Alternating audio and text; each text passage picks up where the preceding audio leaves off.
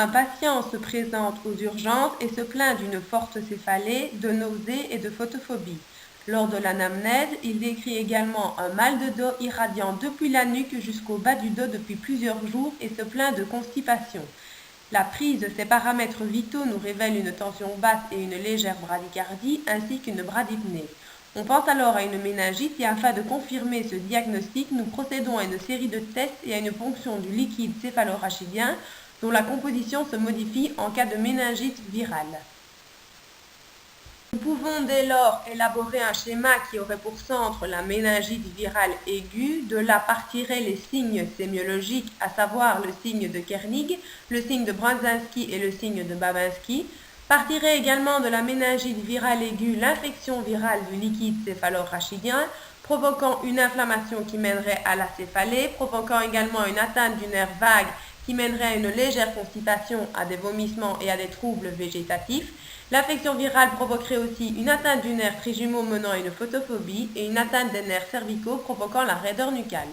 Revenons en détail sur les signes sémiologiques des méningites. En premier, le signe de Kernig. Il correspond à l'impossibilité de s'asseoir sans fléchir les jambes.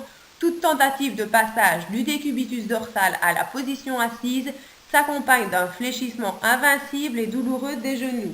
Le signe peut également se rechercher en pliant les cuisses sur le bassin, jambes étendues. Une douleur s'oppose à cette extension et oblige le patient à fléchir les cuisses et les jambes. Deuxièmement, le signe de Brudzinski. La flexion de la nuque provoque la flexion des jambes. Sur un malade en décubitus dorsal, toute tentative de flexion du cou s'accompagne d'une flexion et d'une adduction automatique des cuisses. Il faut également savoir que la raideur de la nuque est le signe méningé le plus précoce et le plus constant. Elle se recherche par la flexion passive de la tête sur le thorax. Le mouvement est limité par la contracture très douloureuse des muscles cervicaux postérieurs. Les mouvements latéraux sont moins douloureux et possibles.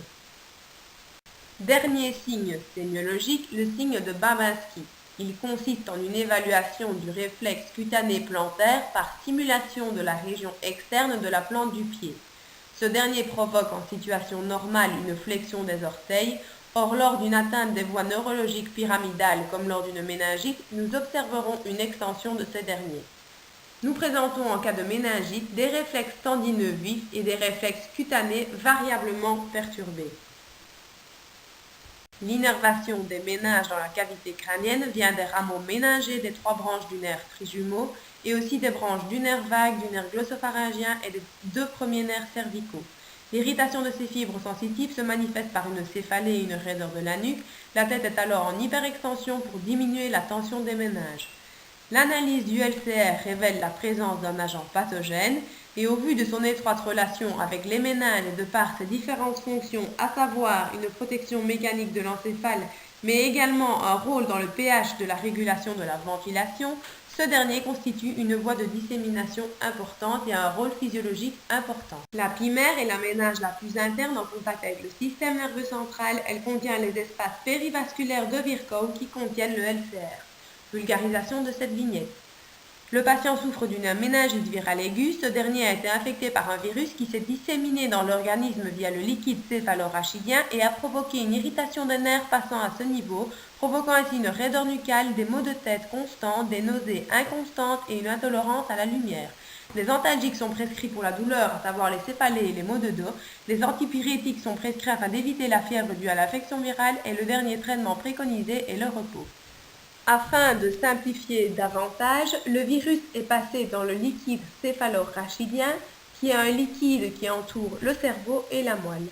Il provoque une irritation des nerfs, donnant une raideur de nuque et des nausées. En plus, les patients ne supportent plus la lumière. On prescrit des antidouleurs et des médicaments pour faire baisser la fièvre, ainsi que du repos.